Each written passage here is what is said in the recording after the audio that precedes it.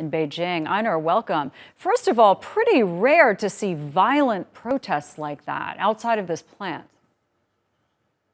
Yeah, Michelle, it really is. But there's a lot of frustration. I mean, these were workers who were recruited to Foxconn, which is a Taiwanese company run by Terry Gu.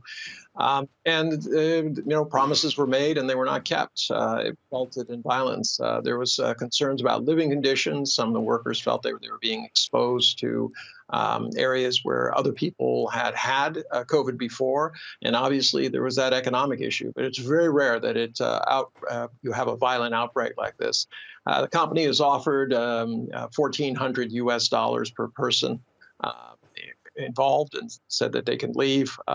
It doesn't sound like a lot by American standards, but I'll tell you that's a couple of months' pay for most of these guys. Pretty incredible also now in November 2022 to see record numbers of COVID cases once again in China.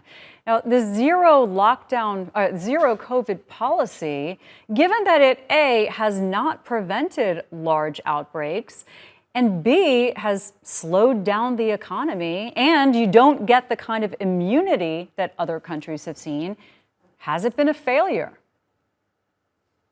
Well, Michelle, I think if you go through the scientific magazines and you start looking at statistics, 30,000 is high for China, but it's a daily occurrence around the world. Still, in the United States, they have tremendous numbers in Europe, et cetera. So by comparison, yes, for China, it is high, but for the rest of the world, it would be a normal thing. In terms of efficiency, the number of deaths, quite low. China has, with 1.4 billion people, responded very well. But there is an economic issue, and there's also this issue of frustration. The people in China are extremely, they want to be over COVID. Unfortunately, that's like saying I want to be over global warming. It's just not in the cards. It's just a physical fact, a scientific fact you can't get around. You have to do what you can. So at this juncture, the Chinese government is trying different things. They have an official zero COVID policy, but they've said stop using a big hammer and start using a scalpel to try to deal with it. In this area where they once again have lockdown, I mean, they're telling people don't even leave your home unless you absolutely have to. It's true that that is adhering to a zero COVID policy. And if you're going to have a zero COVID policy, then it might as well be a zero COVID policy.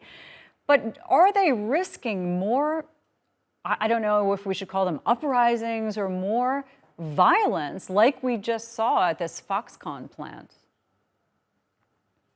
Well, as I said, the Foxconn plant had a little bit to do with COVID, but it had more to do with finances. These workers weren't paid. The reason we know that is because the plant said that we're going to pay them, and that has got things under control.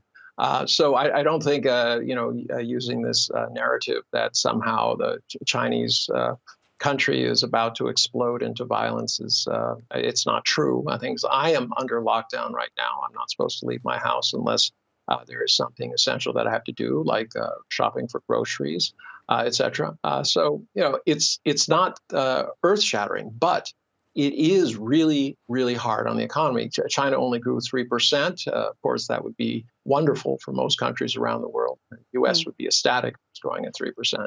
But it's below the target at 5.8%. The small, medium-sized business entities, which create 90% of the jobs in China, have been decimated during these last 3 years. So they're trying to deal with it. But you can't just deny the scientific facts and say, well, I'm tired of this. I'm just going to let our medical system be overwhelmed and let people die in the streets. Yeah, all good points, Einar Tangen. Thanks very much.